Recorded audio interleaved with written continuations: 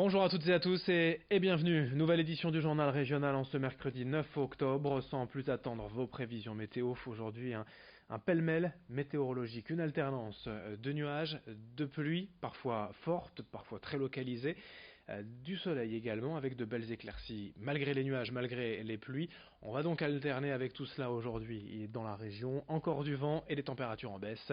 13 degrés à Lille, 14 à Saint-Omer, Dunkerque, Calais et Boulogne. Les prévisions météo complètes juste après ce journal.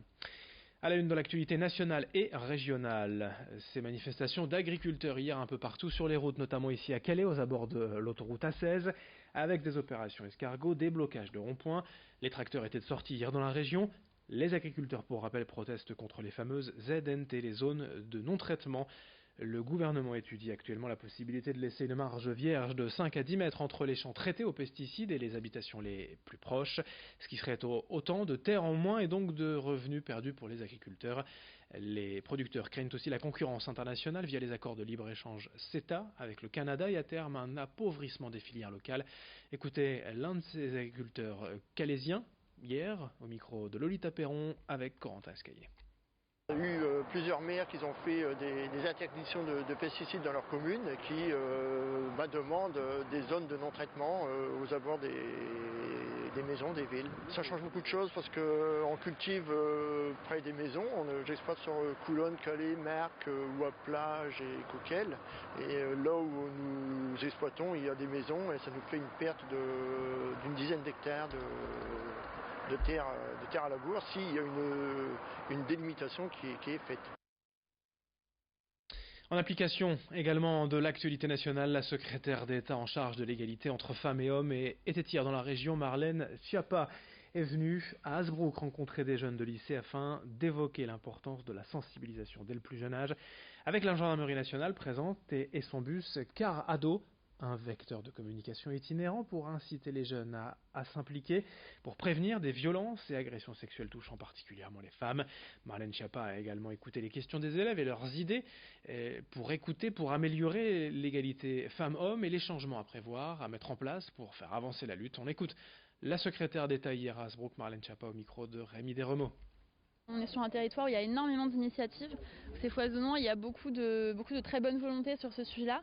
Le Car Ado, c'est une initiative formidable, à partir du principe que les jeunes écoutent peut-être davantage les jeunes qui viennent leur délivrer des messages, mais aussi les ateliers éducatifs qui sont mis en place, le fait de travailler sur des courts-métrages qui sensibilisent l'entourage, et c'est le sens du Grenelle des violences conjugales. L'idée, c'est de mettre en commun toutes les bonnes volontés et de s'inspirer de bonnes pratiques qu'on peut découvrir sur les territoires.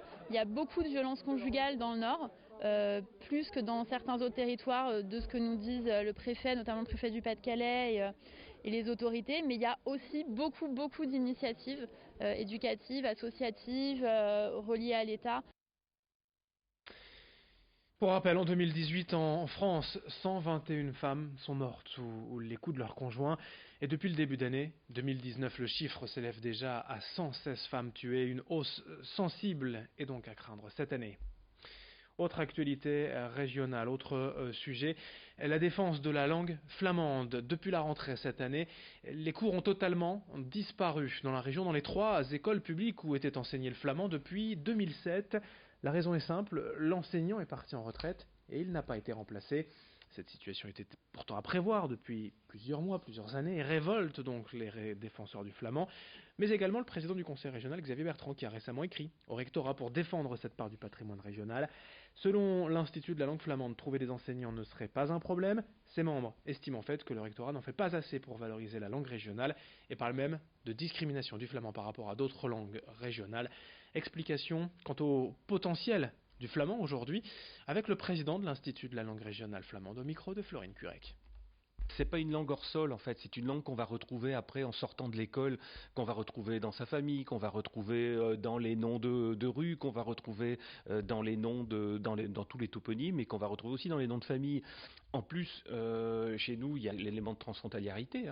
Il y a la Flandre belge qui pratique la même langue, le flamand occidental, que nous. Or, quand on sait le taux de chômage de ce côté-ci de la frontière et le taux de chômage de l'autre côté, on aurait tout à faire pour donner des chances à nos enfants. Alors, nous, on estime que là, quand on ne les donne pas, on est dans une situation au niveau des scolaires, une situation discriminante par rapport à leurs homologues d'autres régions de France.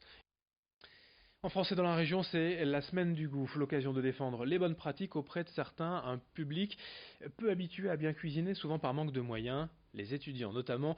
Hier à Schema, à Lille, le chef Mathieu Grizak a coaché 70 étudiants pour leur apprendre 2 recettes. Un parmentier de canard et une tartine de truite façon gravlax. L'objectif évidemment, c'est de montrer des recettes simples et économiques, ainsi prouver que bien manger, ça ne prend pas beaucoup de temps, ce n'est pas forcément plus cher.